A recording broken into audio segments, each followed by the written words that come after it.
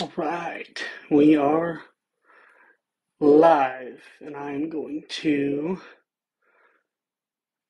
go ahead and mess with the settings here for a second since we are a little bit early.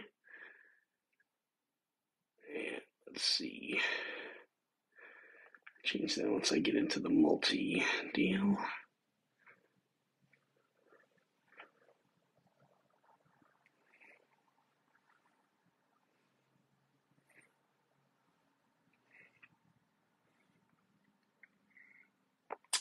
All right, and settings.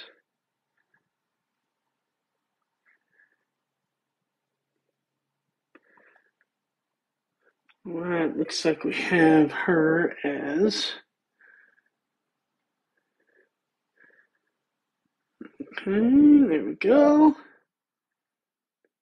All right, appreciate everyone who's joining. We are live a little bit early for Book Talk on BookTalk, and it seems that nobody else is using that, so we're going to call that the name of our show. And we're trying to do it every week. So let's keep it going here. This is a weird week because we just got done with Thanksgiving. Normally, we're going to try to do it on Wednesdays, starting at 7 p.m. Central Time, where I am.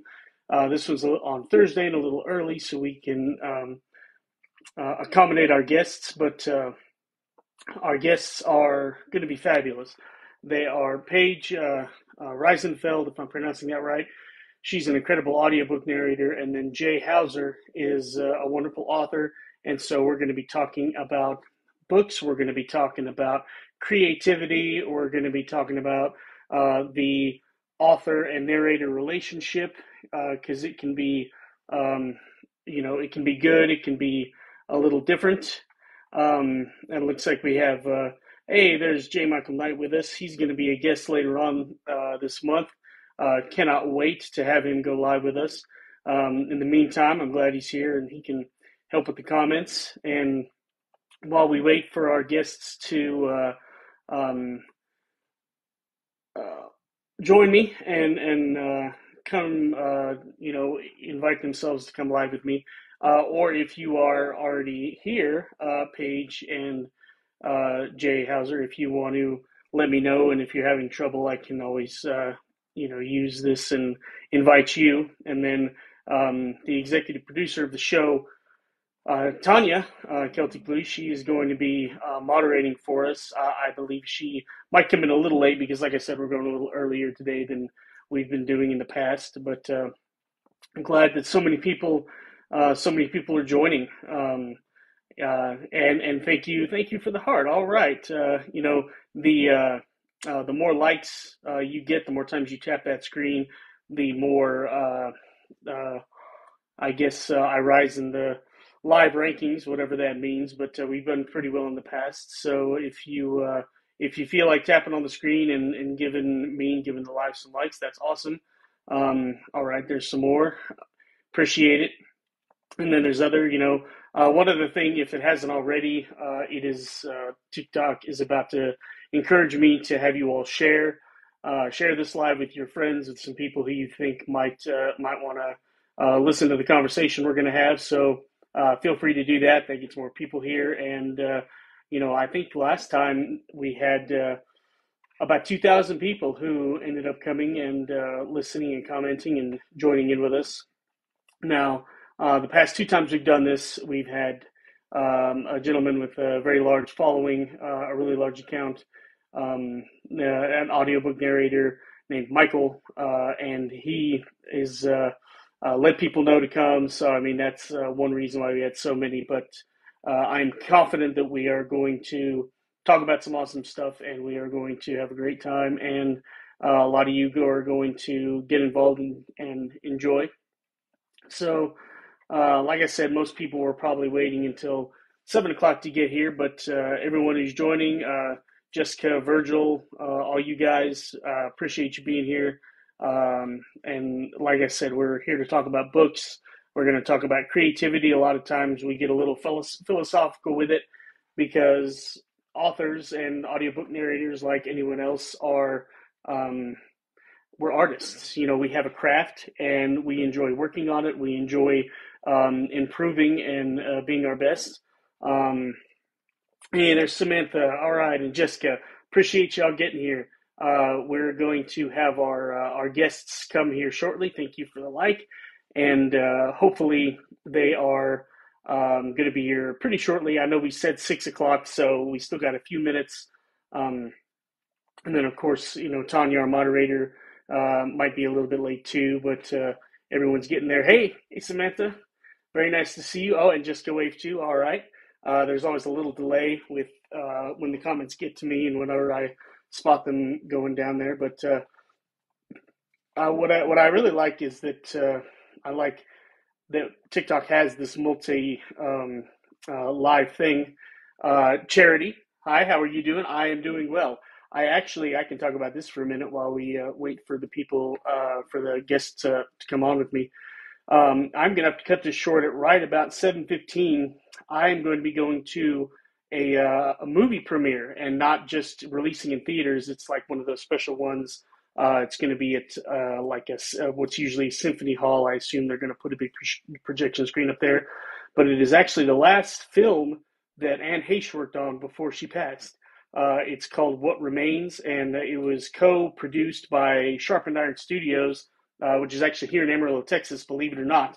And so I know some of the people there at Sharpened Iron through a couple of different organizations that I'm with. So me and a friend are going to go there. We're going to watch the premiere. I believe the cast is in town, and I think they're going to do probably a Q&A or something like that. So it's not books, but it's still pretty cool. Hey, Fresh World. We are talking about books and creativity, and I was actually just talking about a movie premiere that I'm going to be going to tonight, which is why this thing, I'm going to have to end this broadcast at 7:15, pretty sharp, because I got to go there. Thank you, Samantha. Yeah, it should be pretty awesome. It's and what I like, and this is just happenstance, really, but the concept of the movie is actually right up my alley. I write crime fiction and I write stuff about people who are flawed. And I set a lot of my books right here where I'm from, up here in the Panhandle. And this movie was shot here in the Panhandle. Let's see, Fresh World. Next time I'm going to be live tomorrow, actually, at 7:30, and then we are going to try to do it every Wednesday at 7 p.m. Central time. And we're going to try to make this a weekly thing. It's called BookTALK on BookTok, and we're going to try to make it basically a weekly show. Yeah, thank you, Charity. I'll probably take some videos and do like voiceover stuff and post some of those videos to on my profile. I know that you're welcome, Freshwell. It's not books, but it is entertainment. Hey, Jessica. So who's joining us? We have Paige Reisenfeld, if I am pronouncing that right. Oh, and there we go. She is. I am inviting her because she just joined. And there she is. Wait for her to come on. And then Jay Hauser, author, is going to be joining us too. Hi, Paige. Hi, hello. And yes, you did pronounce it right. All right, very good. Because when the I's and the E's in names, there's always everybody has a way that they pronounce it. And my name is Richard, so as vanilla as it gets. And then Treon, I just say it rhymes with Freon, so that's pretty easy for folks to get. Yep, mine's just the normal German way. There we go, there we go. And see, that's like we thought actually that I was like probably three-quarters German based on the names of our relatives going back a couple generations. And believe it or not, we did a DNA test. My parents did because they hopped on that bandwagon. And I'm almost 100% English and Welsh. So Wow. not sure how we got all the. We had Baumfalk, we had Tuxhorn. I mean, we had all kinds of German names. Definitely not in our DNA. So that was interesting to find out. But I do know how to pronounce some German stuff. And yes, Hauser is German because we had so many German people in the family, so we all just kind of grew up, knowing a little bit of that. Interestingly enough. Yeah, I'm not sure where. So ours is where we're from is the German-Polish border. Because like my dad's side was Jewish, so they were Ashkenazi Jews from Russia who then came over to Poland, but it was right on that Poland-German border, so somewhere Reisenfeld became the name. There you go.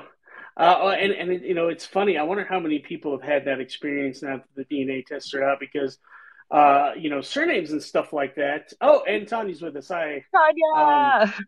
and she is a one of our moderators. So I think I'm not sure if she's going to add, but I know that Ms. Hauser, we're gonna get her on here. So now we have the Yeah. full complement. Hello. Hello! Hi. And we were talking about our names and how hmm I thought that I was had a lot of German in my DNA because hmm we had a lot of German surnames in my family, and then you have Paige Reisenfeld, and then your last name's Hauser, and it is Yeah, not spelled. I've known some Hausers it's spelled a little differently, but I assuming it is it is. also German in origin. Yeah, yeah. Mine is not spelt traditionally, and my parents have done the DNA tests, and there is, a decent amount of German. So I'm assuming we just had some folks who were not like I guess ethnically German, if that's how you would say that. But they were just like adopted by those families or somehow, and it just kind of it only yeah, takes one person to have that happen. And I guess my mother, in an attempt to embarrass me one time, said that she had like the lederhosen for me when I was a little kid. So like we were all into the German, and turns out we are not. So um, there is one interesting book thing we can talk about with regards to names, since we're on that subject, is hmm um, choosing names for our characters. I struggled with that a long time, but recently I have literally said, okay, if it's in a region that I know, if I'm setting it basically here, I take names from people I know, mash them together, and people generally seem to find that as a compliment. And if it's a bad person, maybe I don't use somebody that I really like, but just the surnames from around me. But how do you, Jay? How do you come up with your character names? Is there any specific way? Do you use a name generator? I know those are out there. I don't. Some of it is just mixed. So if we're talking about right, this pen name, my published works, it's a portal fantasy. So there's like North America, and then there's a whole different world. So uh, there's some North American names. I mean, we've got our Devon and Melody and Tom and stuff like that. Uh, but for the Portal realm, I actually use Paige. I lived in Poland for a while, and I speak Polish, and so some inspiration I've actually used from there, like the way I describe some of the cities, and some of the names are actually Polish, just because Awesome. that's close to my heart. Even though it's not like meant to be a direct correlation, it's really more just for fun. Yeah, Mhm. and so I see that we have Allie has joined us, and I know that she's big in the narrator world. Paige, the question I have for you then is, whenever you get the manuscript or the book, however you get it from the author you're going to be narrating, how much dialogue is there between you and the author about how those names should be pronounced, especially if they are not Richard, or Rick or anything really easy. So it varies based on the author. So after I get the manuscript and I have read it and prepped it, where I take notes and I look up any pronunciations of towns and that sort of thing, and I will just draw like a little bracket with a question mark next to names I don't know. And then I usually have a Zoom meeting or phone call with my author. That way I can ask any questions, any pronunciations, and then write them down. So I try and yeah, definitely go back and forth. If there was one I thought it was Tristan, but he wanted Tristane. So I'm Mm-hmm. like, okay, Tristane it is. So yeah, it varies. And then others, it's a fantasy name. They're like, oh, I don't know. It just looks cool. So whatever you want to do. I'm like, okay. Yeah. And I know that there are other words that we may use as authors that, and I've made this mistake. Oh, I love the cat. He's my We're, we're grandson. we're going to get 100 new followers just because there's a cat on the screen, guaranteed. Right? He's named after Harry Dresden from the Dresden Files because he's a Nice. wizard. My dog is not pulling her weight. Nice. Yeah, I could not. It would be a disaster if I tried to get any of the cats in our house. We have two. But we may use words that we don't know how to pronounce. I did that with my debut because I was not thinking about how it was going to come across to the narrator. And so I said, use your best judgment. And, I haven't had anyone tell me that it is absolutely wrong. But have you ever accidentally done that, Jay? Or have you, Paige, ever had anyone said, you know what? I have no idea how this word is spelled or pronounced because all I have to do is spell it. Like, how does that work? I didn't originally come up with a pronunciation guide for my Cedar Wars series, and I do regret that, especially because my favorite love interest, everyone butchers his name, absolutely butchers it. And it's funny because when I finally did make a pronunciation guide and I ran it past my editor, she was like, yes, I was saying it right in my head the whole time, but literally no one else has ever guessed it right. But I think it's also important, like, because his name I just completely made up. And I'm like, it sounds like maybe like French or Italian or something. I don't know. Sorry, my dog is hitting my tripod. She doesn't want to say hi, but she wants to get comfortable. But it's also important with, fantasy, sci-fi, that kind of thing. When we're making up names, I always try to remember to Google, make sure I'm not accidentally putting like a fascist as the love interest on accident that I just hadn't heard of. I think that's important too. Nice. Beautiful. And how about you? How about you, Paige? Have you do you ask for pronunciation guides, or have you ever had a word where the author was like, I don't know how to pronounce it. You go ahead and figure it out. No, but I have not done a lot of fantasy. I've done a lot more contemporary, where the names are generally a little more, Erica, Alexandra, that kind of. Although, like, if you get Andrea, you're like, is it Andrea or Andrea? Yeah. So those can be kind of weird, but yeah, I've not done a lot of fantasy. The one fantasy that I have done was contemporary, like urban fantasy. So again, Rachel, Jack, it's just, yeah. Gotcha. So I've not run into that, but. So I hate to do this just for a second. I'm not sure if either of you heard, I have to cut this short at 7:15 to go to a movie premiere because the local movie studio helped produce something, and they have, it's one of those where it's at a fancy symphony hall and the actors are in town and all that. So I'm going to go to that.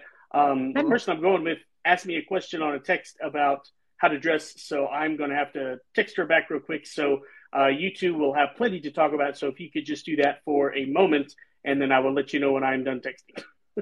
Okay. Sounds good.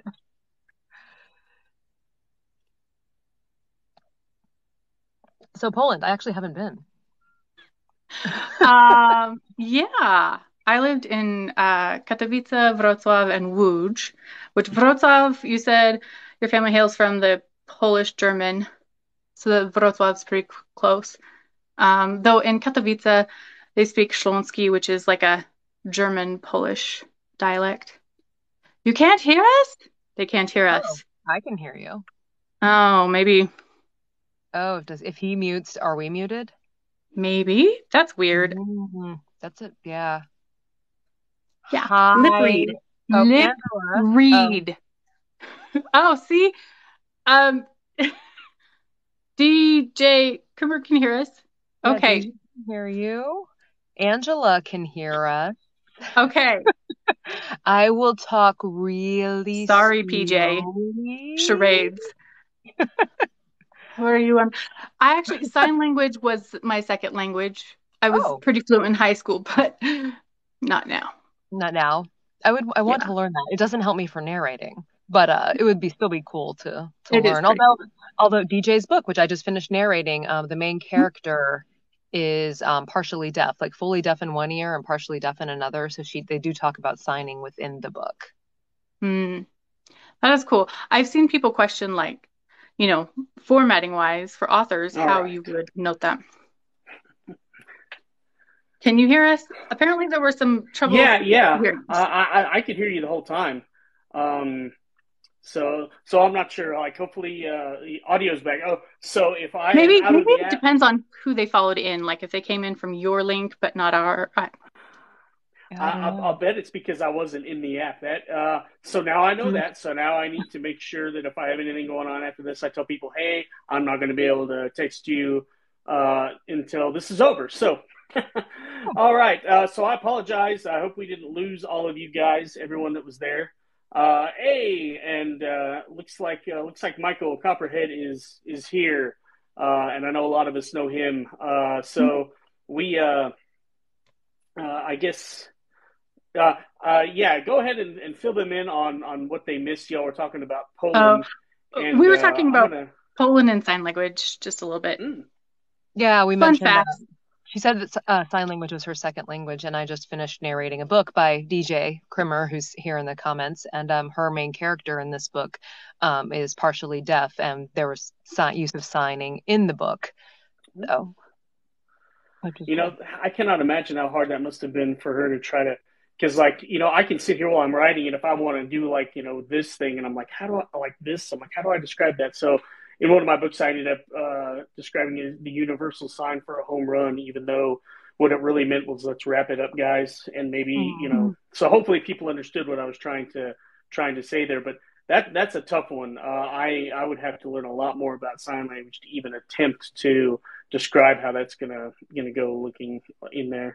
She didn't actually describe like what the hands were doing. It's more just that she signed this. But I was like, Sign. oh, Okay, I really okay. should like.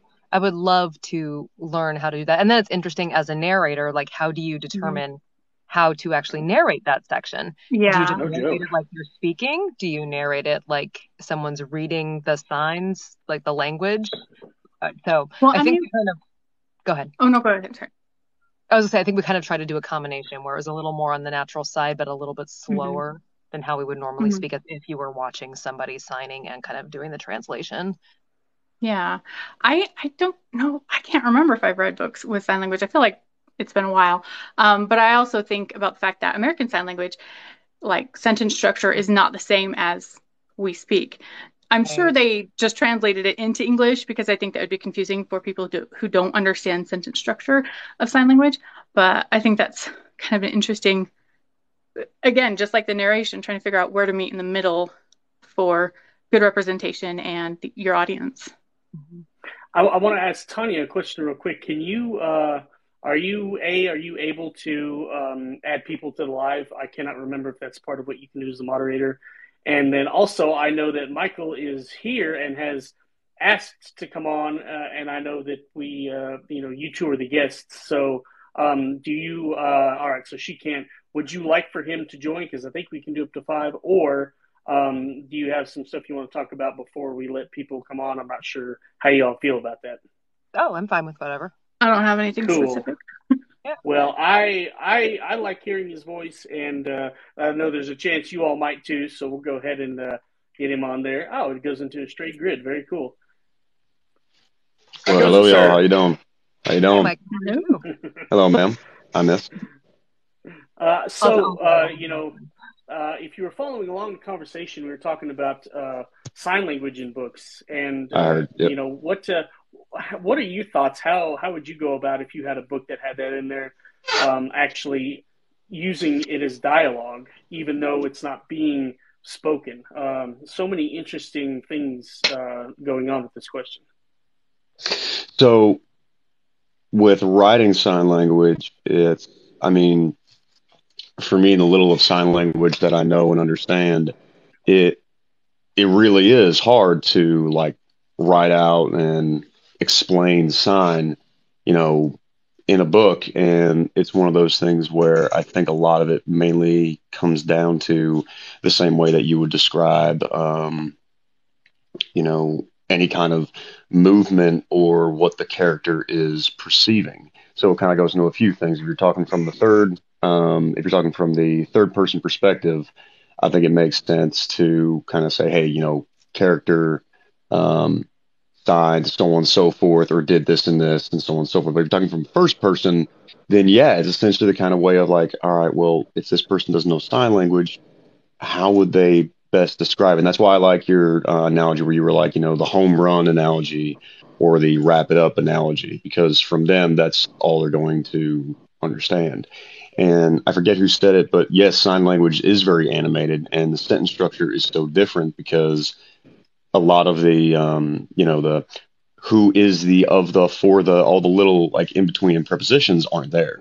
It's not like, how are you doing today? It's just, how are you today? It's just how you, and that's it.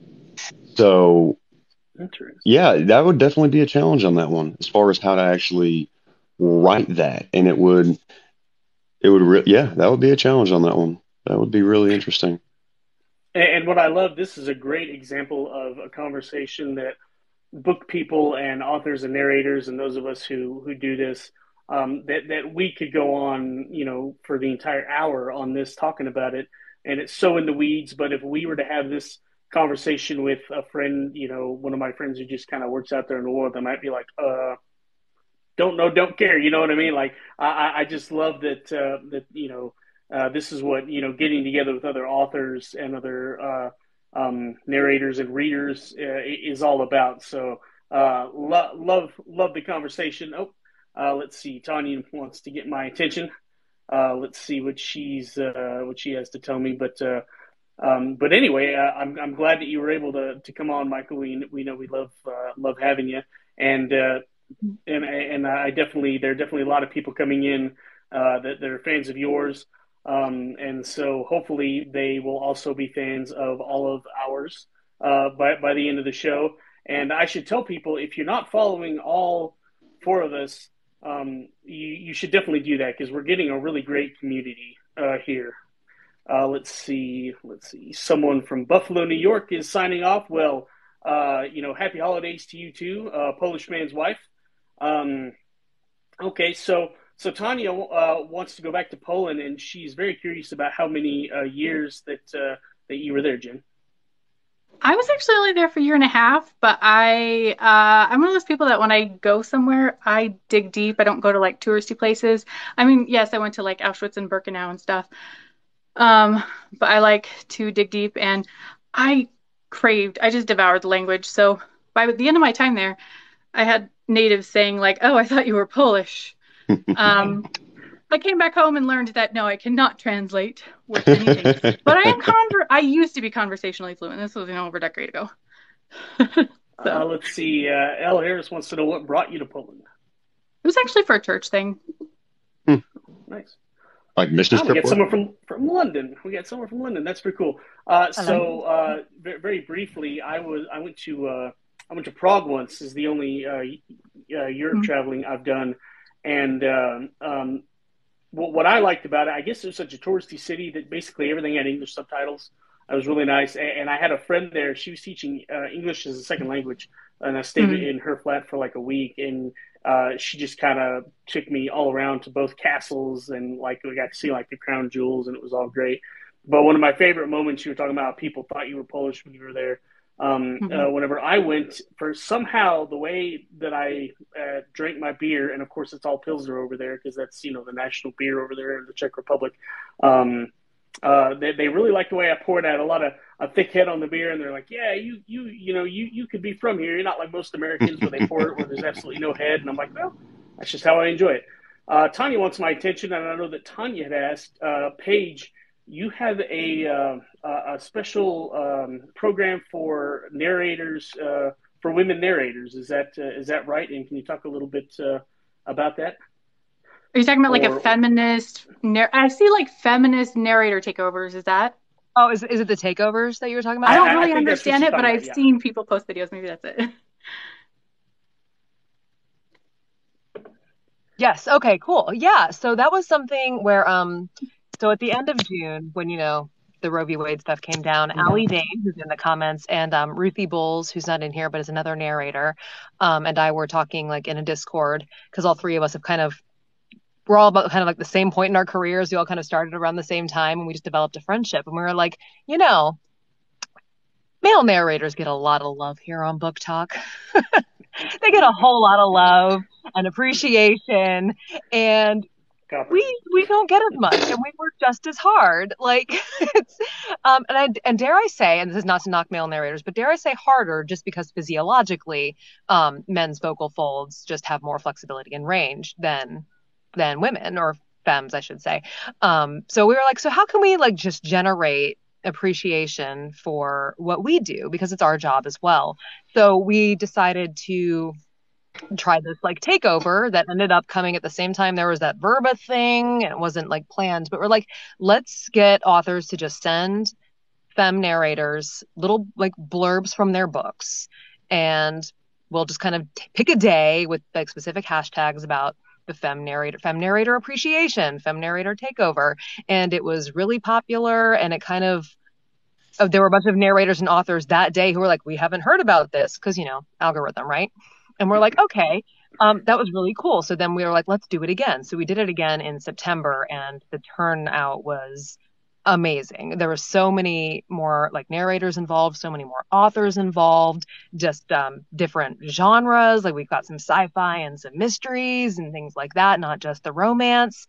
And it was just really cool to see everybody, and just this, like Ali said, very fun, very energizing. We tried to do it again in November. I think the topic kind of threw people a little bit, and then I know a lot of people got sick, but like we're definitely still trying to keep that going. I think Ruthie has the sign up links like in her bio if you go and look. So authors and narrators can participate. It was just a way to get more people, you know, out there, get more narrators like out there, because, you know, you see a lot of the same people. You see bigger people, you see popular people, you see like the thirst trap kind of audio smex worker kind of stuff. And a lot of the other stuff kind of just falls by the wayside. So it's a great way to kind of lift everybody up, because the community is so supportive and wonderful, but you have to be able to see it. So kind of our goal. And what I like what you said about, you know, the community lifting you up, and I love that the you know, like narrator talk, I don't know if that's what you would call it, is very much like book talk in general, in that way that everybody is trying to lift everybody up. And I have a question that is very self-serving, because we have a book that we're trying to do an audio narration for, and I am not in charge of that. All I can do is pass along contact information to my boss, Charles, who's the publisher, and he does what he wants.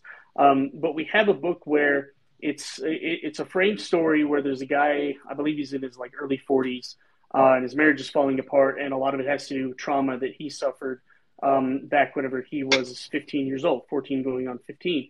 And then so much of the book, except for those two chapters, take place in the 80s during that.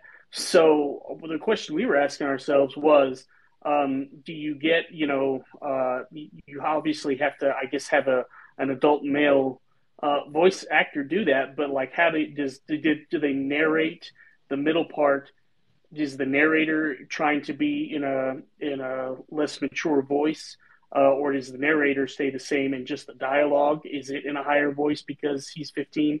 Because, you know, they do that. And or, like, you know, would it be even easier if we teamed up with a woman who is doing the narration to try to get to that level? Like, what are your thoughts on that? That was something that we were not sure how to answer for ourselves. I would have to read it. Okay. Okay. No, that's fair. That's totally fair. Because I mean, is it? I'm assuming it's third person. Yes, it is third person. Okay. Well, is it? I'm not sure, because like it's either deep third person or first person. Either way, you're in their head, and you know, it's definitely, there's no omniscient narrator or anything like that. So I don't often differentiate between first person and third person anymore, because good third person is, you just prefer to say he, she instead of I. But the thoughts and the exploration of the internal should be the same. So I apologize for not having that answer. No, that's how I think too.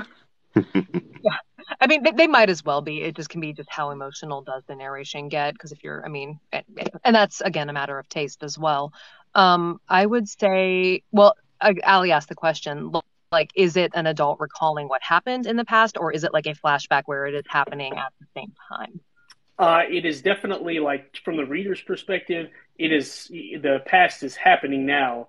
We just have bookend chapters where they're discussing how it impacted him, and then how he goes back and visits the place where this happened, called Black Bear Lake, and then so he remembers all of this, everything that happened, and then at the very end, you know, we see him get that emotional release, and I'm not going to spoil, but anyway, that's how that's working. So it definitely, like, it's not that it's not somebody remembering while they're still in the present tense. You definitely are transported back, and there's even a header at the top of the chapter. When you go back, that says 1986 or whatever year it was. So it's definitely as though it is happening right now for the reader. Okay. Again, performance is gonna vary per person. If I were going back where I'm like, this is happening and this is 1986, then I probably would change the narrator voice to the person experiencing at that point. But that is something that I would also discuss with the author, because some would want it done in full voice and some would want kind of a separate omniscient, omnipresent narrator and just the dialogue change. So that would be also an artistic thing to discuss with the author. And the author is actually a playwright, so she probably would really actually have a very strong opinion, whereas I would be like, whatever you think sounds best. I do the words, and the performance is thankfully somebody else's job because my voice is awful. Michael, what do you kind of agree, or what thoughts do you have on this? For me, obviously, Miss Page is far, far, far, far, far more knowledgeable than I. I'm very much just starting in all of this, but I've only been doing it a year, so I'm not that much more knowledgeable. Yeah, you're still pretty far ahead of me, ma'am.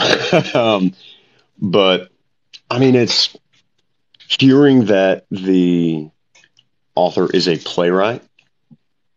To me, is also kind of intriguing because, again, it kind of goes into from the reading aspect of it. If you do a whole nother narrator, it's almost kind of going into almost like the audio play realm of things, which I personally like. I've always loved that style. I've always loved all that. It's just very, very immersive. There's pros and cons to each side just from how, on the receiving end of things. But yeah, hearing that she's a playwright, it's one of those things where, I think it could actually work out really well, especially like if we're back in 1986, we're back there. Even from the listener's standpoint, we're talking about, and all of a sudden we have new narrator. It's kind of like, oh, all right, something's different. Oh, we're back there now. Rather than, even if they're not really paying attention, they're like, they listen to a key word and they're like, oh, wait, oh, we're somewhere else now. Oh, okay, I didn't even catch that. Versus you get a new narrator. Oh, go ahead. I was going to say, one thing that's nice is that it isn't alternating.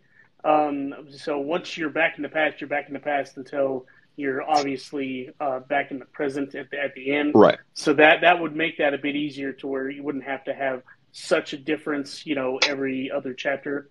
But if we were throwing expense and caution into the wind, what I wanted to tell him was, well, why don't we just have a man and a woman and they tag team it up and figure it out, and one of them can be the better narrator for the past for the 15-year-old boy. But anyway, that's I'll definitely let him know what you all thought, and I think what I'm going to tell him is that Leslie is going to know what she wants, probably because her main art is in fact performance, so she probably hears these people in a very specific way. And as the author, Jen, whenever I said, hey, I do the words and y'all do the rest, you look like you laughed. So is that kind of how you have to think about some of it? I know I try to take what the audiobook will sound like into account when I'm writing, but I think there's only so much of that you can do whenever you are producing that piece of that audiobook puzzle when you're writing the words. Yeah, I think, just chiming in here, like some of the people are saying in the comments, you could do a multicast. It is an art form, narration. I listen to a lot of narrated books, and I also, follow a lot of book talkers that listen to audiobooks, and there's so much variety in how people narrate, and also people are really picky. So you're not going to please everyone. Some people don't like multicast. Some people love it. Some people cannot stand if there's music and sound effects. Some people eat that up. So it's just, there's no right answer. There really isn't. Well, and that's what's so great about art, right? Is that especially the things that we do, is that you have a lot of choices to make. So when it comes to voice, as an author voice, as opposed to the narration voice, we have a lot of decisions to make. Especially when we go back in revisions and we really know our characters. what does this character, what is his speech pattern? Does he say y'all, or does he say you? Or are you in a completely different region of the country and you have your own stuff that you're doing? And then the narrator has their own voice, which is the author's voice in terms of word choice, the syntax and all that stuff. So there are so many moving parts to writing a book and then having it narrated and having the story and the performance as two like equally artistic endeavors that are separate yet intertwined. I've always been fascinated. I only have one of my books, my debut, is made into an audiobook, and it was with a new voice actor, and he was instructed, I think, because he was new, by the audiobook firm that was in charge of our audiobook, because it wasn't my publisher directly. They farmed that out. He was told not to do voices. So as Texan as my characters were, they did not, unless they said y'all. Like it was very straight, which a lot of people had no problem with, but there were definitely some people that said, yeah, this was really flat. It wasn't the performance I'm used to from an audiobook. And of course, I, as an audiobook listener, did not enjoy that. But I mean, you have to, I imagine, you can tell us a little more, Paige, but I assume that you're given guidelines by whoever is financing, whatever project you're working on, and you have to sort of abide by a certain amount of guidelines. Am I right on that? Yeah, generally I work with indie. I'm only about to do one with a company, but the one I have done with a publishing company, they very specifically wanted their French Canadian hockey player to have a French Canadian accent, and because it was dual narration, I also had to have a French Canadian accent, which was a surprise. They told me after they hired me, so I had to learn that real fast. And it maybe delved into French more than French Canadian, but the one coming Even up, I can't do that one. It's a lot of R. Yes. But the one coming up, she wants Georgia, but she doesn't want full Georgia because the professor, who is always trying to be better than where she came from, because where she came from made her unhappy. So it's these. And then Macmillan, when there was a webinar where they don't want voices at all, like at all. They don't want pitch shifts. They don't want timbre shifts. They just want, I guess, like personality shifts, which changes the cadence. But they were very much like, no voices. And that's what authors are picking, which is what they were told. But that was also predominantly for literature and fiction.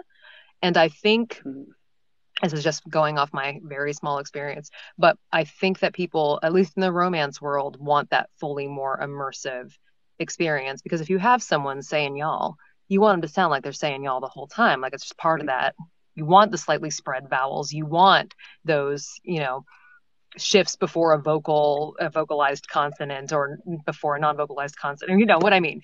But like, yeah, you want some words to have 4 vowels in them. Yeah. Oh, and what if I had to guess, what Macmillan, if you're talking literature, it's probably more literary fiction, and yeah, like those are definitely known for being dry, and sometimes they even have more omniscient narrators because that's just one thing that differentiates the genre fiction that we all enjoy versus take like Cormac McCarthy. I can imagine some people would rather just hear a very flat narration of his novels as opposed to what we like in romance, mystery, thriller, women's fiction, and that sort of stuff.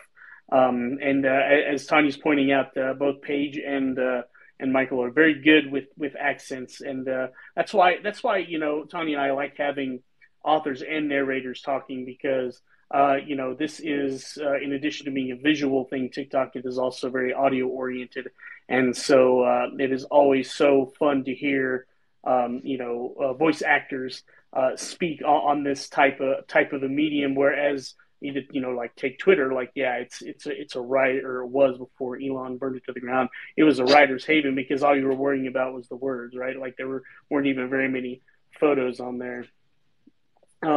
So yeah, like I'm interested.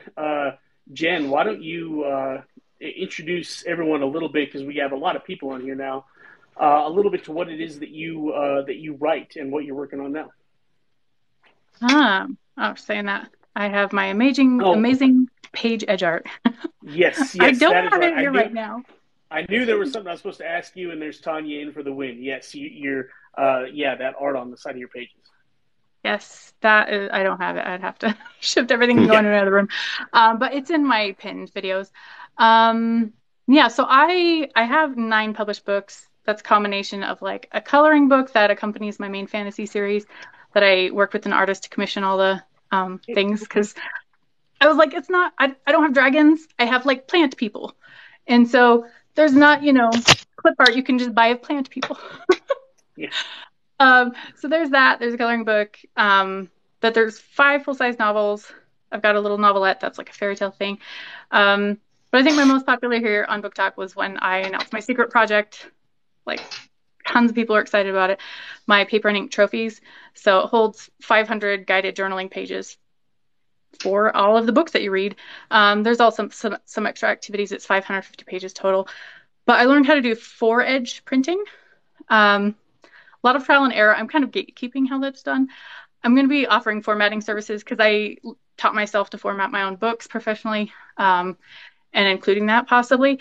The only tricky part is like Ingram Spark, KDP, the printers that us indie authors have access to will not guarantee that they actually straighten their pages before they cut and bind them, which is frustrating. So I might have to do some special runs to guarantee that it's as crisp as I want, because I'm learning it's hit or miss. And it's frustrating when you put so much work into it and then a middleman screws up everything. Oh yeah, no, I've been doing a lot of the formatting for the books that we publish at Blue Handle Publishing, which is my day job. So I actually, believe it or not, my brain works really well with Word, so that's what I primarily use. That's what and so it's you can make it really simple, and so that's what I've been doing. But I'm starting to experiment more. We did. Picture Unavailable was a middle grade thriller that Andrew Brent put out, which sat as a #1 new release for like a month. It did really well. But he had a special request. He wanted his about the author page in the back, so not on the back cover, but on that back page, to be more like a full page poster. And so I had a lot of fun, playing around with getting the photo out to the margins, and the different text box that Word has, and getting the font to be the right size and the right leading and the right kerning and all that stuff. And so, and then, with the moving forward, I'm going to do a lot more with different fonts and how I do the drop caps and everything. But I know that if we have it, whenever we do like more hardcore fantasy books as our catalog grows, I'm probably going to end up having to go to Vellum, because I think that, it seems to pretty much be the standard if you want really great inside pages. And I may just use it for that stuff and then use Word for the mystery thrillers, which if you have, an interesting font for the drop cap in the chapter, and, then you are all good. Like, people love it. Like, but if that's all you did with a fantasy novel, I imagine people would be like, oh, this is a really boring looking book. I mean, I think people can. It just depends on the way your brain works and your ingenuity. I use a free editing software that is very basic to dabble with cover design, and people love those cover designs. And I use Word for all of my formatting. So full bleed and everything. Recommendation, I've been meaning to film a video for my YouTube channel, actually, of like everywhere I learned my stuff. But one great resource is Bethany Atazada. She's another author. She doesn't poke in here as much as she does on YouTube, but she has great tutorials on how to do very nice Word formatting that might even meet what you're looking for on. Okay, very cool, very things. Cool. If you wanna message me on how to get there, that would be very helpful. I would very much appreciate that, because I'd like to stick to Word if I could, and then when you're comfortable there. Yeah. InDesign, I use InDesign for news pages, which is a very different type of design work than anything for books, with the exception of if some designers, like my friend Amber, who also is our lead copy editor, and I brought her, she's been in newspapers forever. She could design, like full page, broadsheet. They call them poster A1 front pages. And so that's a little bit like designing an actual cover. But yeah, like my InDesign skills, I don't think would translate super well to designing books. So I'm thinking I'm going to try to stick with Word if I can. And for covers that I do, like for my free short stories and stuff that I put out, BookBrush is one that that I really like. They have some pretty good templates. It's like Canva, but specifically for books. I've And you can heard of do it, but 3D. never tried it. You could do 3D covers for your graphics for like your social media posts, and Mm. like we do ads, camera ready art for ads for like Strand magazine and stuff. And so we use that to create our 3D books. So that's a useful tool. And so yeah, there you go. The Bookish Girl Reviews also likes BookBrush. I'm on it probably at least 2 or 3 times a month doing something. So we are neglecting our narrators over there because we were talking about stuff They're like that you formatting. get. I got big old ears, Rick. I love just listening. So I am curious actually for you narrators because I haven't had anything narrated. I might have all the narrators hate me right now when I say that. I originally bought Hot take AI alert. software because I was like, I can't afford it.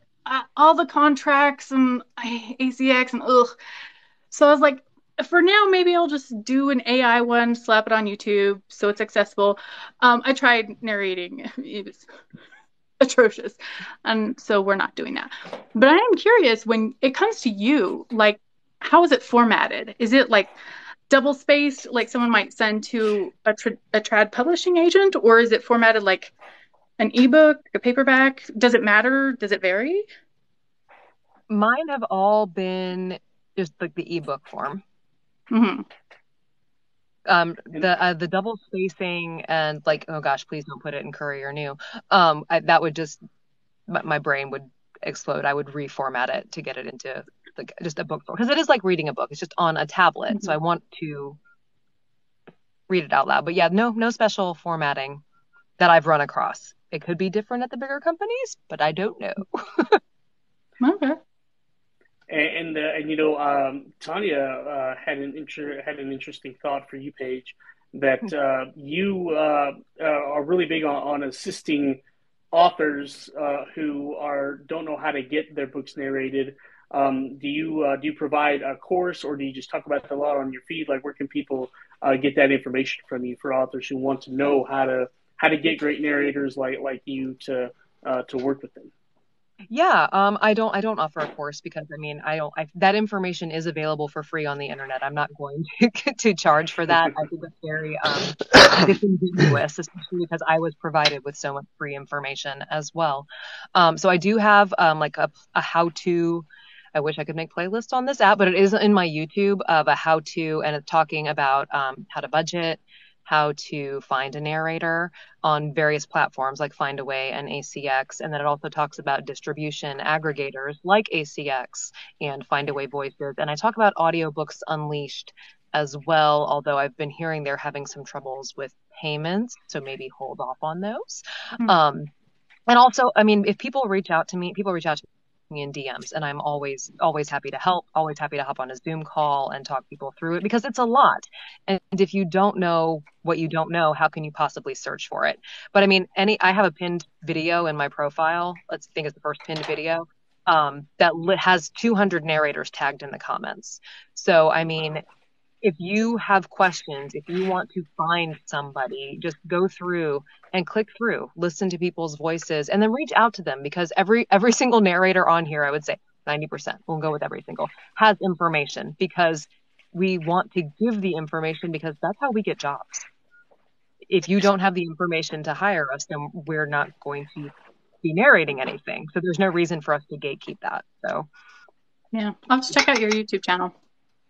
Yeah, there's not a lot there, but there's some. Well, that makes it easier to sort through, honestly. Yeah, I have almost no YouTube presence. So I want to kind of do like I guess in broadcast TV would be kind of a half-hour reset, even though we're 45 minutes in, because there are a lot of new people here, and I saw some are asking what it is that we're talking about. The name of the show is BookTalk, TALK on BookTalk. So generally we're talking about books. But we have, Jen Hauser is an author. I am an author. We all have several novels out. And then Paige and Copperhead are narrators. And so we've been talking mostly about the interaction that happens there and how books become audiobooks, mistakes that we've made as authors that have made it harder on the narrators, on the voice actors, and what their opinion is on how they would read something. But then a lot of times we drift off, or because Michael and Copperhead is on here, we're likely to talk about creativity and philosophy and all kinds of interesting stuff.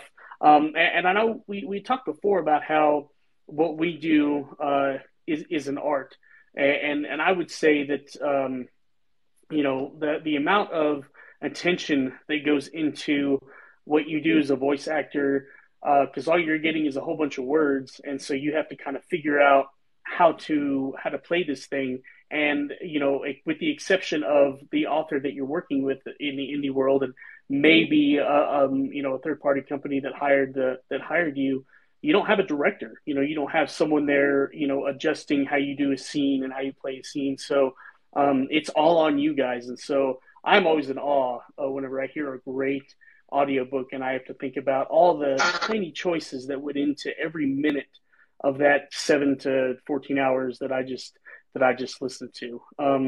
One question I had is, how often do you have to stop and redo? Do you redo a line? Do you redo a whole scene? Like, how do you do whenever you know that you want to, that you've recorded something and you want it to be done a different way? Go ahead and Paige, if you want to answer that for us. Frequently. I usually get permission, but I do narrate live on the Clock app, and a lot of time the authors will pop in, and I can get a little OCD about line delivery, where I will just be like, I hate it, redo it, and there will be times where I will do it 20 times. I'm like, okay, that's right. And then there are other times where I'll just sail through. A lot of times it has to do with what's going on. Is it a lot of first person narrative? I can pretty much sail through that pretty easily without a lot of retakes, but like a lot of characters in a scene, that can present more of a challenge. And even now, I just had to splice together a duet track for a duet narration, and I'm listening to it, and I was like, oh, I hate how I did that. Oh, that was horrible. But at the same time, the book is done, and I need it to be done, so I can't go back and fix it, because we're always striving for perfection, but we're always going to hear it and be like, oh, I don't like how I did that. I need to do that again. But at some point, you kind of have to be like, you know what, that is what it is. So. And then we as the author have a huge advantage in that we, as just part of our standard process, we have to get done with the draft and then let it sit for a hot minute, and then go back and we can redo every single line, and oftentimes we do it that whole entire book, and that's just an expected part of the process, and we are given all of that time that is built into our industry. You just brought up deadlines. I've never even really thought, what kind of deadlines do voice actors have? Do you just work it out with the authors and the companies, or is there a standard that you go by? Like, how does that work for you guys? Yeah, Michael. You looked up, so. I'm sorry. No. Well, no, I was looking up at you like that. That's all you, ma'am. After you. So yeah, it varies. I talk for a living. It varies per author, and usually how much work I have to do, at least in terms of indie.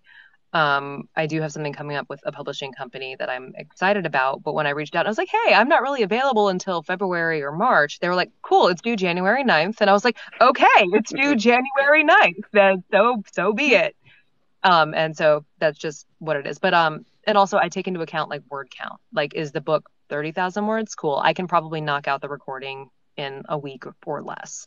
Is the book 365,000 words, Jennifer Saviano? Then it might take a couple months, including the engineering. So yeah, and I'll look it out. I am a Capricorn, and I am very OCD. So I have like spreadsheets, and there's like a narrator template for like my due dates. When is the 15-minute checkpoint due? When is the deadline? How many voices? How many characters? So I am constantly referring to that as well, and then telling people, I can't start this until March. Oh, is this word count only 18,000? I can slip that in somewhere. But I will say, like, to tell like authors, because I know Oh, it's Jay Hauser. I don't know your first name, so I don't know what to call It's you. Jen.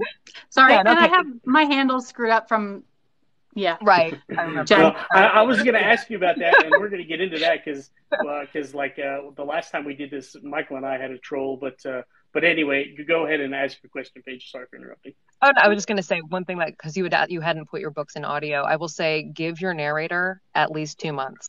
Please don't post an audition that says like, I need this by the end of this week. It's not going to happen. I mean, Yeah, no, I rushed my editor. I'm like 100,000 next week, but I wouldn't do that to a narrator. no, and you're just here and you hadn't said that. So that was out into the world. That's good to know, though. It takes roughly 6 to 8 hours of work to get 1 hour of finished audio. Well, and it also depends on your guys' schedules, how far out you're booked, I'm sure. Right. Do both of you I don't know how that works. I know some people have like production managers that do like the splicing and everything, or do you both do your own? The very first year I did this, I did my own engineering, and then that stopped in July. And because I finally had built up enough income from my projects that I could afford to outsource it. And I had to adjust my rates accordingly because, that's not inexpensive. And I do a lot of duet, which is also much more expensive to splice together. And my engineers generally take about a month, no matter the length, because they have other projects to do as well. So, yeah. That makes sense. But what about you, Michael? Do you yours? So for me, I've not actually worked on like an audiobook itself. What I've mainly worked on is like the samples that I've done to like kind of, audition and get myself out there. But in that minimal that I have done, even building on the sample side of things, I've been very, very lucky. It was funny you asked about, do you have like a manager and stuff like that?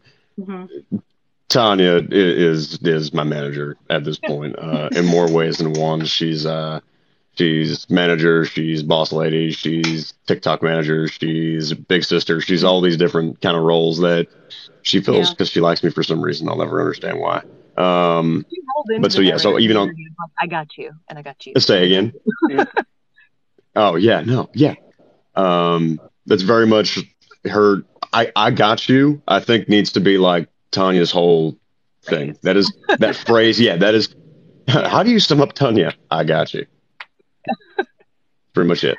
And you were talking about outsourcing, your engineering. Like I would absolutely have to do that, and I do that for I do that for what's going on right here because she, we were talking last night, getting things set up. She's, she is the moderator for this show. She is setting up you guys. I know that you talk with her before you talk with me. So I said she's the executive producer of the show, and she was like, "Did I get a promotion?" I'm like, "If this were like a real television show on broadcast, or cable, like that would be your job. Like you are literally like we have a calendar.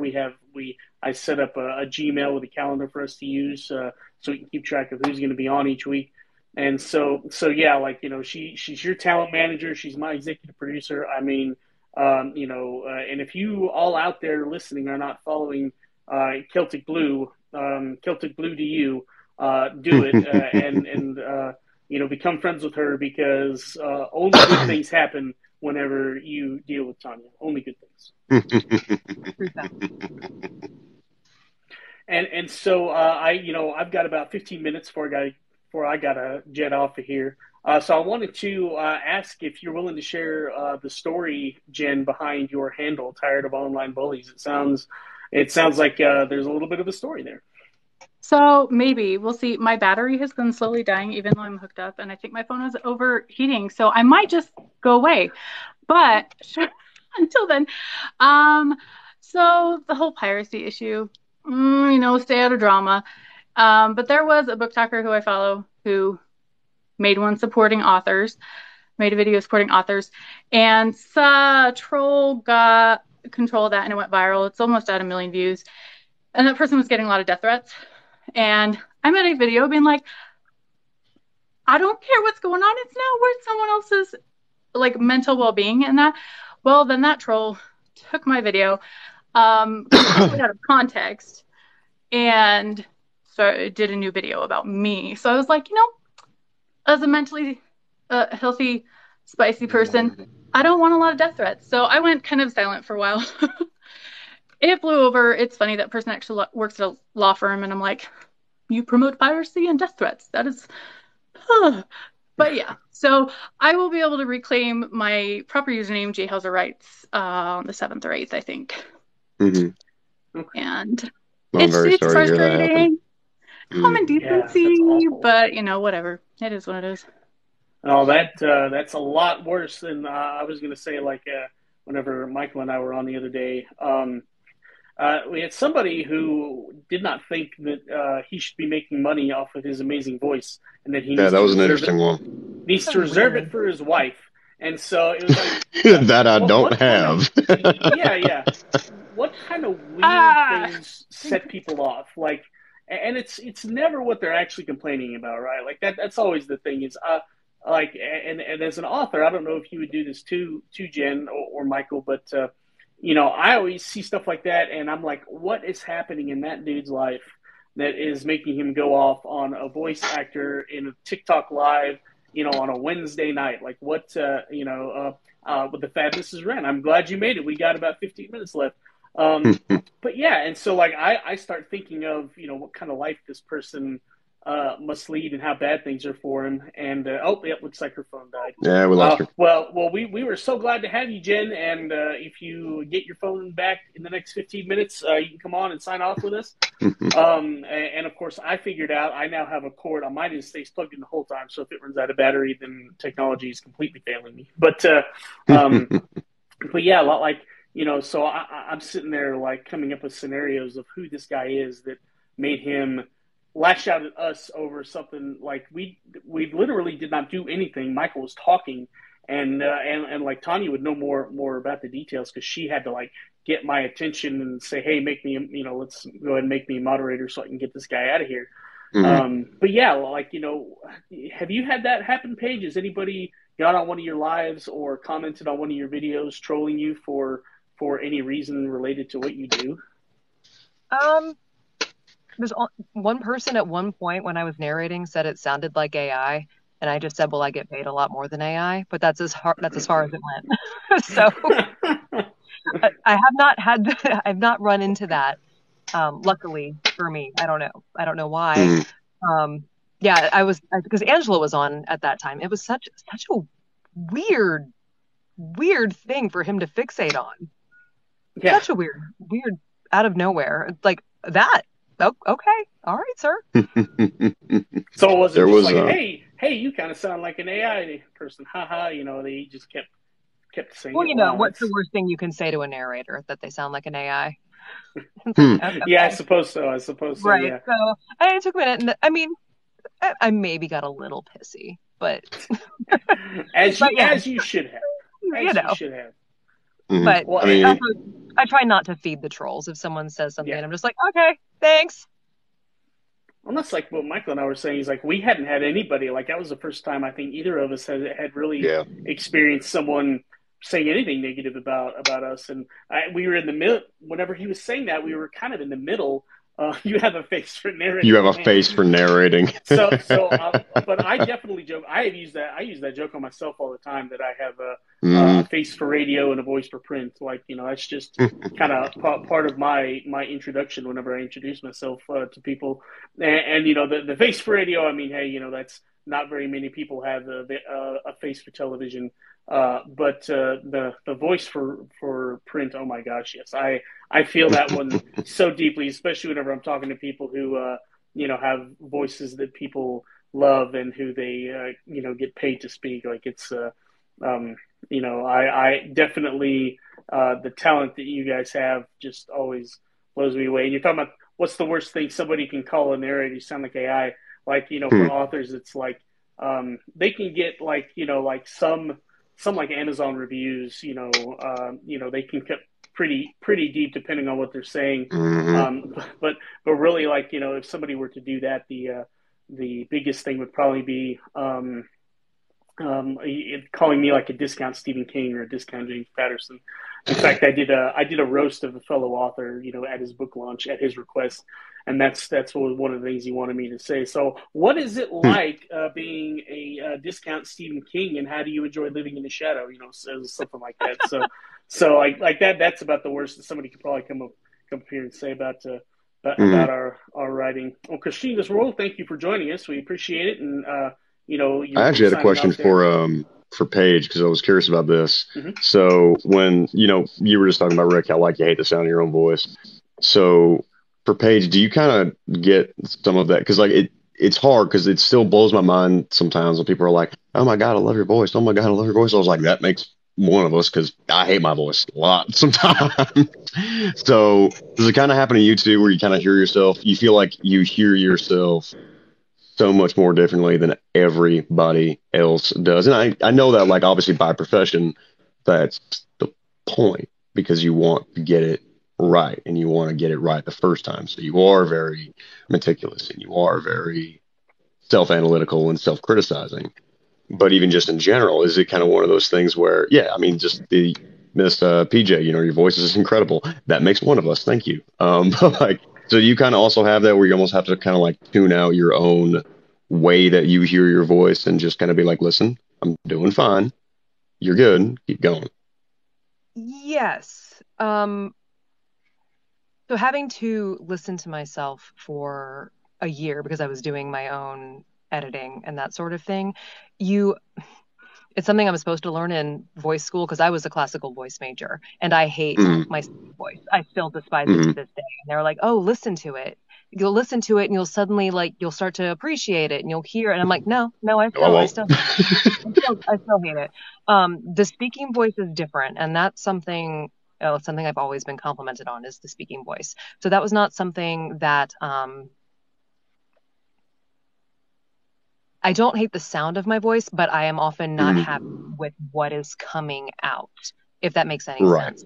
No, it makes a lot of Very, sense. Yeah. yeah, I'm a very introverted kind of observer person. And so a lot of times when I listen, I'm like, oh, that could have been way more emotional. Like that did sound like AI. But Mm-hmm. like, I know what I was feeling when I said it. But also, Hi, if other Beckwith. people can't hear that, then it doesn't matter if I was feeling that or Mm-hmm. not. So I do get Right. hypercritical about how I deliver something, which at Yeah. this point now I'm just like I can send it to somebody else. I don't have to worry about it. Gotcha. I do freak out about accents, and I will sit there and just do lines over and over again until I'm happy with it. But Mm. the actual I was sound, just gonna say I think that's one that you and I could probably talk on very heavily because like I don't know what your repertoire is, but like it's still I find it too funny because like for me accents I've always just been able to do them, and I find it too funny when like even people on the TikTok videos they're like, "What accents can't you do?" And I'm like, "There's actually quite a lot that I can't do," but then I'll do it and people are like, "That sounds good," and I'm like, "Does it?" They're like, "Yeah." I'm like, "I think it sounds terrible." and there's also a lot of just like what we as consumers think are the correct accents that actually aren't the correct Very true. accents. Yes. Like general Southern. I'm like that's not a thing. No. I can get away with Nope. it, but that's not a thing. No. The vowel shifts that happen in northern Texas and also in Georgia, Mm-hmm. but nowhere in between. Nope. So I can't say that that's like Alabama. But people are like, oh no, Mm-hmm. that's Southern, that's fine. I'm like, but there's no R in Georgia, and there's a lot of R in Texas, and so. Mm-hmm. But if you do It's Irish, kind of there's almost a when you hear like the urban accent, everyone just kind of lumps in Boston, New York, Chicago, Detroit, blah blah blah. But right, and you it's know, like no, some are non-rhotic, obviously some are Boston, rhotic. yeah, Boston is way different than New York, Exactly. way different from Chicago, and even going into the southern thing, like I'm sorry, some parts of Texas, it's its own language. It's Awesome. not. Yeah, very much so. I mean, like, and I mean, even going into Georgia, and then you obviously have like the big ones that everyone realizes. Obviously, Louisiana and Cajun is very, very different from all the rest of it. But even within just parts of what people consider like the general South, it's very different. Mhm. And it's weird for me because like people will ask me like, where are you from? And I'm always kind of like, I'm kind of a little bit from everywhere. And it's funny when I talk to some people who they're like, yeah, I can tell. I'm like, what do you mean? They're like, well, you do this one thing that kind of shows how much time you spent here, but then you do like this other little thing. Like you're kind of an amalgamation of all these things. And I'm like, yeah, you're not wrong. There you go. Right. And mine is just general American, like Nothing wrong with occasionally, that. occasionally with some California slang because I spent some formative years there, but and then my years and in my R's at the end is a little Virginia. Mm-hmm. So, Mm-hmm. and I have to pay attention to that a lot. But yeah, I mean, I could spend hours talking about linguistics and Yep. oh my gosh, I love it. What do you use to kind of start to get into an ear for it? My big thing is that I don't watch necessarily movies of a specific dialect because it's how the actor is trying Yeah. to perceive that dialect. You know, it's like if you've ever seen the movie Blood Diamond, like the way that Leonardo DiCaprio does the whole Rhodesian South African thing. I'm not saying that it's the right way or the wrong way, but that's Leo DiCap's version of it. And it's not exactly the same as what you're going to find around a lot of different parts of South Africa. So for me, what I'll do is I'll watch documentaries, a lot of it, where it's direct from the source. And I will literally, I won't even be watching it. I will literally take it and I'll play it on like YouTube and I'll just cut the video so it's playing in the background. And I'm just listening and listening and listening and listening. And if the Linguistics thing's was like, my, go I ahead. was going to say linguistics were some of my favorite classes in college. And if I had, if I'd been turned on to it a little earlier, I may not have finished with my journalism like I would have, Hmm. obviously. But I mean, I took as many of those as I could without going over my limit for hours and still Hmm. getting a refund for finishing quickly. It was a program that UT had. But what we got really lucky. You're talking about watching documentaries. Is universities they a lot of the major ones have oral history projects that they do in different parts of the country, or they have Hmm. access to those databases. And so that Hmm. was what we used whenever we were studying the linguistics. And so that was just, I mean, we could log in, and this it wasn't the early days of the internet, but it was like probably 2005, 2006. So we'd have to get on whatever database, and it was slow, but whenever you got that stuff downloaded, because it wasn't really a streaming thing, you download it and you listen. That was so interesting, and I really started to fall in love with different accents and how they really how they happen so organically and sound so different. Like somebody from Boston versus somebody who in the Appalachian Mountains. I mean, it's if you didn't know that they were all speaking American English, you'd be like, what country are these Yeah. two people from? If you didn't already know that they just both are in very separate areas of the United States and not even that far from each other, Boston and say like West Virginia. I mean, that's closer than here to Dallas probably. I'd have to look at a map, but that's how you can live so close together, but because everybody grew up isolated in those different areas, I found it so fascinating. And I saw somebody down there a while ago, but I do not have contacts in my eyes. This is their natural color. Oh my goodness! And I have a Sorry. light ring, so that's what's going on. Oh my goodness, those kitties are the cutest ever. They're so codependent, and this one is blind, and he's the one I just pulled off my curtain because he likes to Oh, climb. goodness. Hmm. Goodness. And then he attacked his brother, and so now his brother is upset, and now they're both leaving. Go, go. PJ, come get your children. Thank you. Yeah, Jesus. I left the door open. I didn't quite realize. That was my bad. Hmm. All right, Yeah, it's so sad. I we've won't be got. able to have a. Oh, go ahead. I'd say I've got about 5 minutes. So if anyone had anything that they really, really wanted to talk about, I love those lights. Whoever is sending I those know are those so are cool. cool. So actually, Miss Jessica. That's Tanya. Yeah, there you Yep. go. So Miss Jessica, actually, real quick, as far as where's my girl, I'm sure you're referring to Molly. Molly, unfortunately, we were kind of in between home, and so Molly the collie is her border collie is no longer at the house. Mm. Yeah. Oh, trust me, I cried. Oh, I was We like, were what do you mean? What do you mean?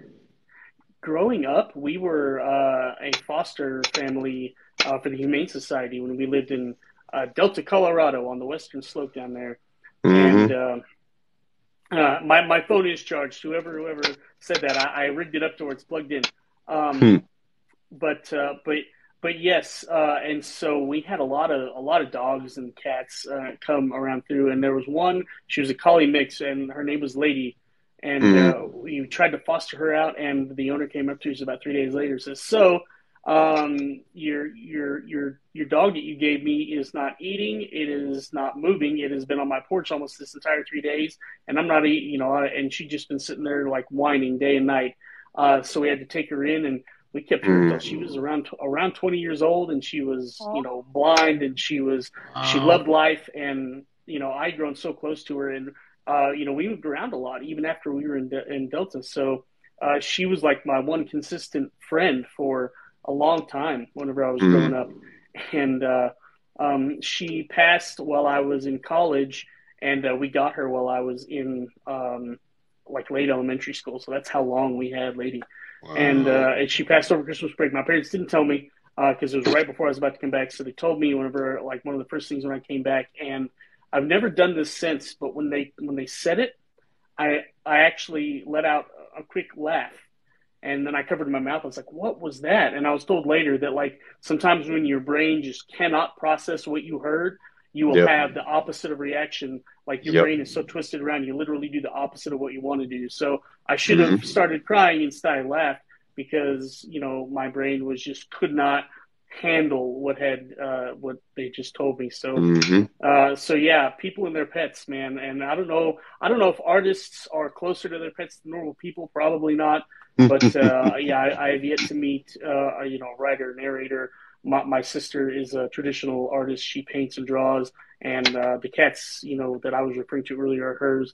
And yeah, like it is a close, special, crazy bond. So I am sorry that Molly the collie is no longer. That's fine. She's in a house that absolutely loves her to death and has people that she knows and grew up with.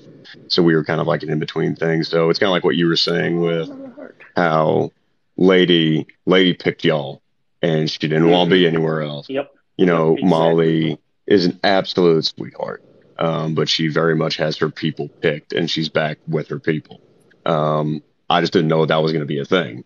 So I'm very happy for her, but I am sad I don't got my little border collie running around anymore. Aww. All right. Yes. As Charity just said, we have 3 minutes, so I'm going to wrap this up. So everyone out there who is still wanting to give Michael and Paige gifts, because I noticed y'all have been doing that. I'll give you a minute or two to do that, and we appreciate you being here. And what I like is that we had a great discussion, us three, and then Jen while she was here. But then I looked down at the comments, and we have so many people watching and so many people talking that we can't keep track of it all. But I see people talking to each other and answering questions and giving each other support, and so I love that too. So even if we didn't answer your questions, hopefully somebody did.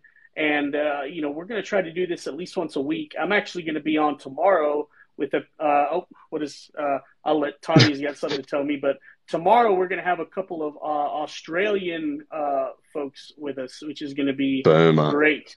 And yes, this is an awesome community, and they're going to do it on their lunch break tomorrow or like on Saturday. It's going to be like 12:30 Saturday their time, and then it's going to be 7:30 p.m. Friday our time.